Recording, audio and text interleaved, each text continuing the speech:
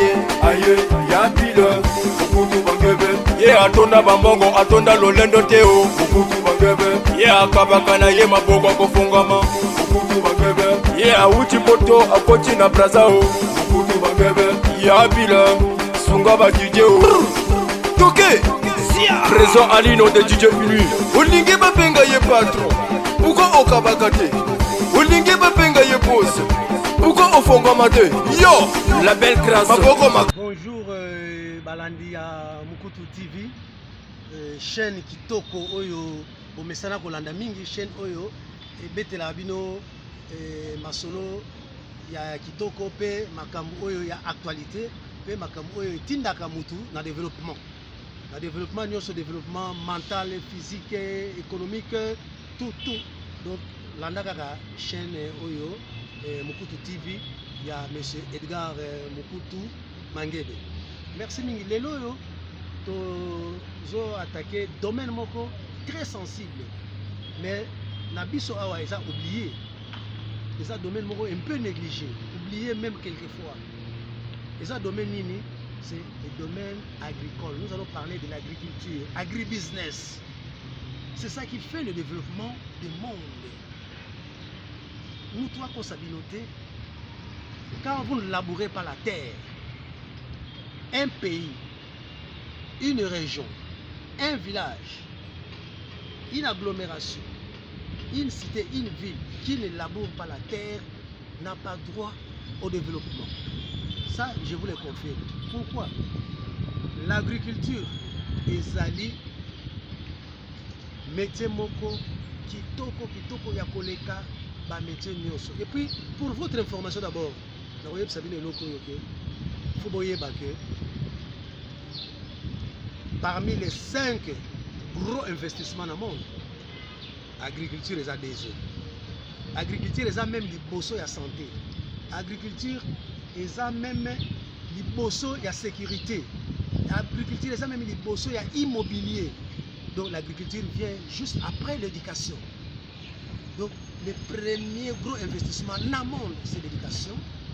Et Kotanga Sabana, la formation, tout ça, pour qu'on ça maille le pays boigna. Mais le deuxième gros investissement dans le monde, c'est l'agriculture. Yango, vous allez remarquer que mutu nyonso soit comme na mbongo, qui que vous soyez, politique, médecin, avocat, technicien, ingénieur dans le domaine songolo et autres métiers, marin, militaire, officier, vous allez remarquer que mutu nyonso comme na mwa mbongo tout ça, à cause de tout asomba ferme un terrain agricole. C'est pour vous dire que, d'abord, pour votre information, c'est le seul métier Oyo Nzamba créa qui réunit toutes les catégories de gens de ce monde, c'est l'agriculture. Même un président de la République a besoin de son terrain agricole pour ça la ferme. Un médecin, un avocat, un automobiliste, n'importe quel domaine, à Somba, terrain agricole pour ça la bilanga. Donc c'est le seul métier qui réunit tout le monde. Ata ozanani, souka na yokaka na Somba ferme. Na troisième âge nanga na kenovanda kuna, il faut que na sala culture nanga vivrière na lona bandunda, na lona baboy, na sala boy ba arbre fruitier et puis c'est le seul investissement où ici la raté pour faire. Et puis c'est le premier métier où Nzamba sala. Pour votre information encore, Nzamba sala te premier métier au aviation, nazala aviateur, donc pilote de ligne, nazala mécanicien, nazala technicien, nazala informaticien. Nzambe le premier métier qu'il a créé, c'est le métier créé par Dieu lui-même. Les restes biso batundé toujours créé en haut, par avec l'intelligence artificielle, mais le métier que Dieu a créé, c'est l'agriculture. Ouatindara Adam et Ève d'abord. Il les a hébergés dans un jardin. Ce qui dit jardin, c'est quoi? Jardin, et c'est en français, mais la lingala c'est elanga. Hein? Elanga ezali nini? Ezali mabele oyo, baloni, babiloko, ya kolie, oyo eza kopesa bomo.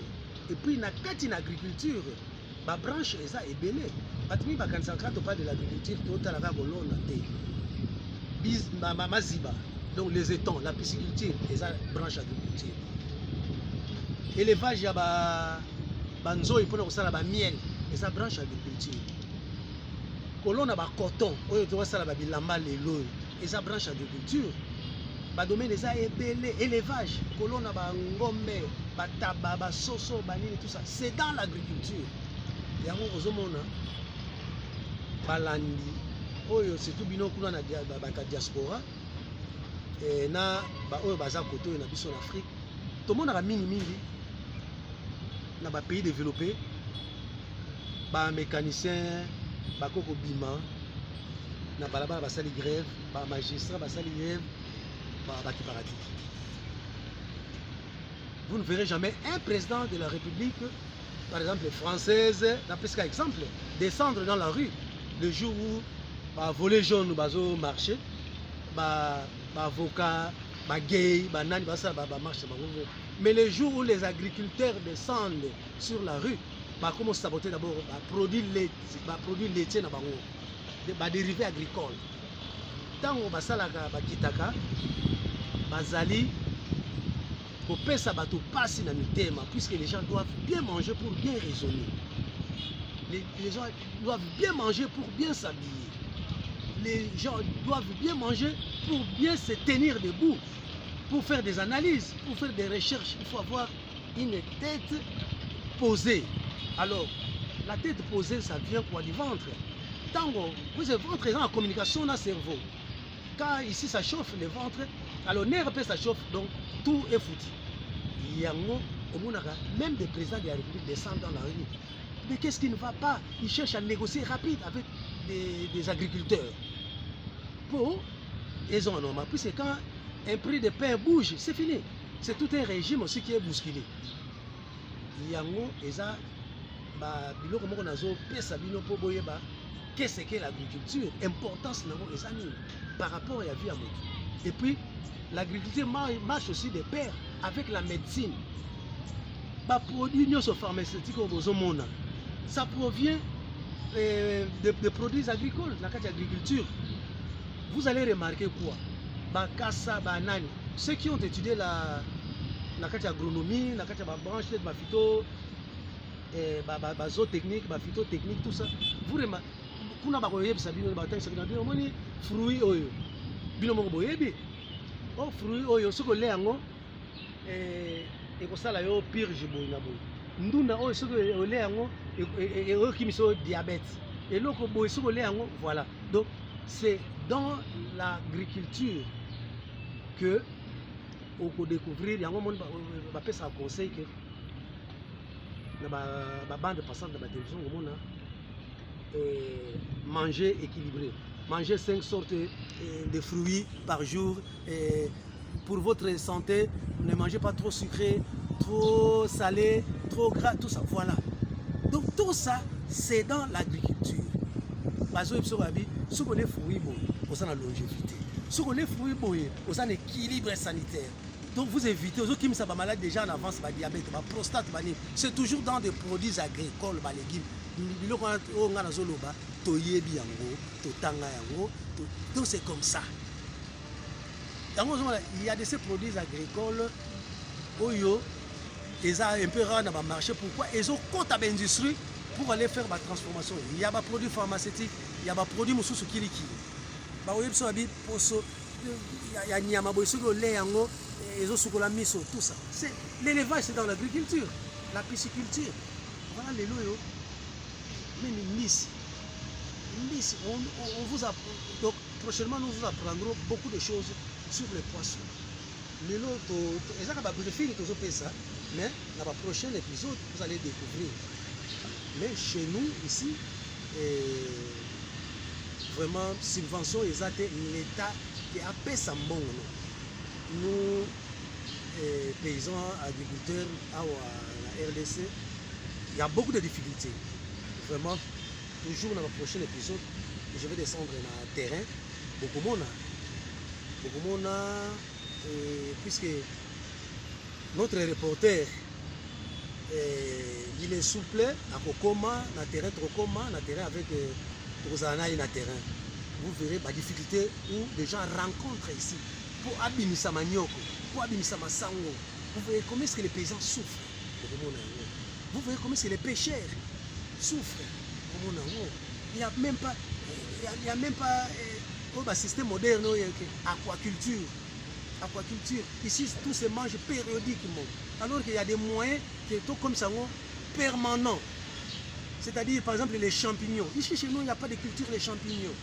Awa maye bobo zela période yo et langesili ou atokoti na saison de pluie mabele komi pété maye be komi kobima.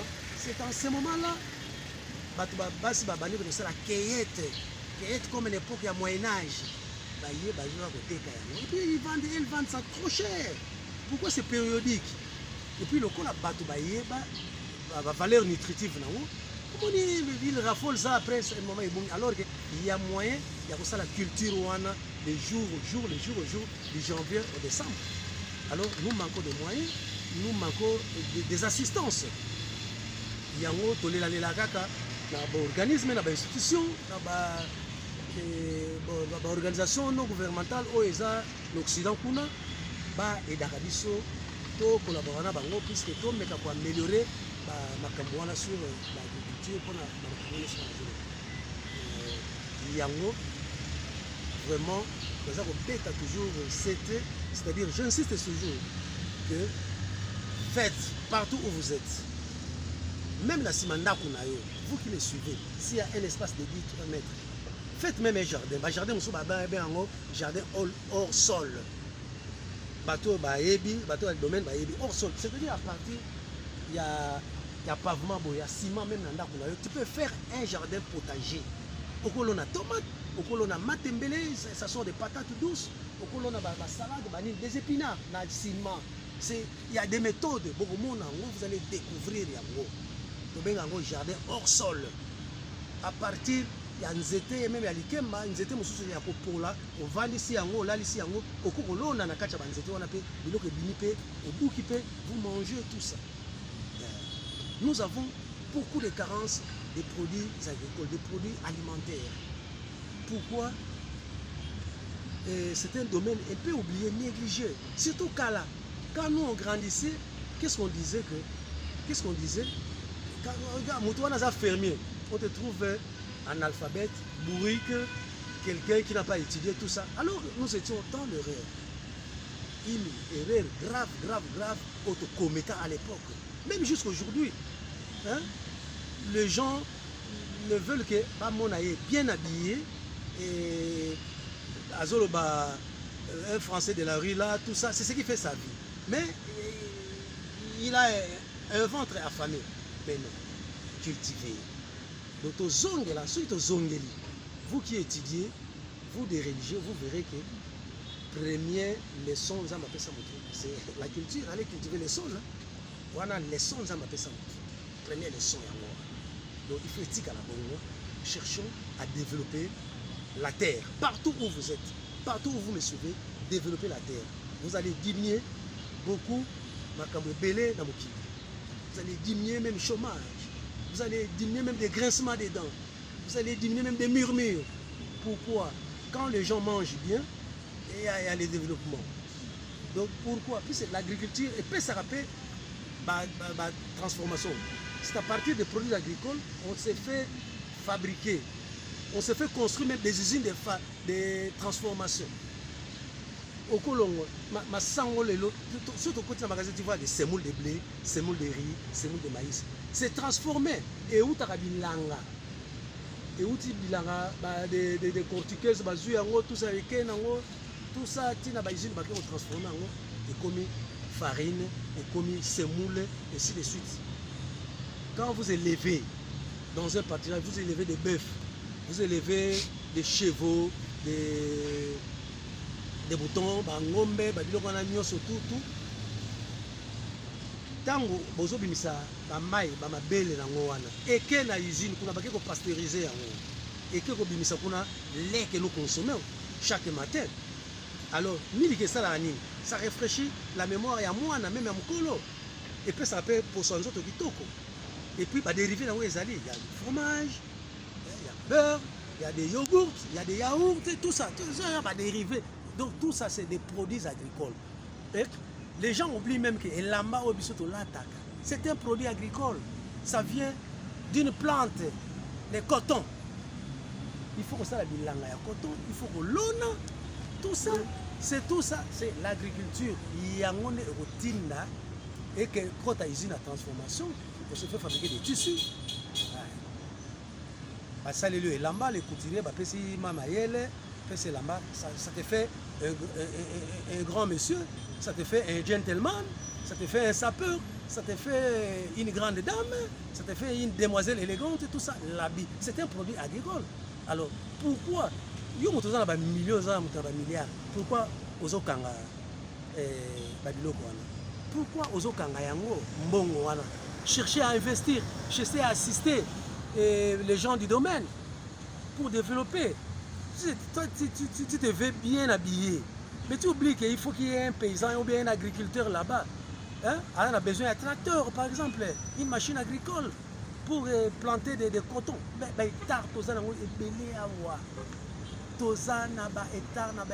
Donc d'abord, pour votre information, la ville de Kinshasa, c'est pas à 100%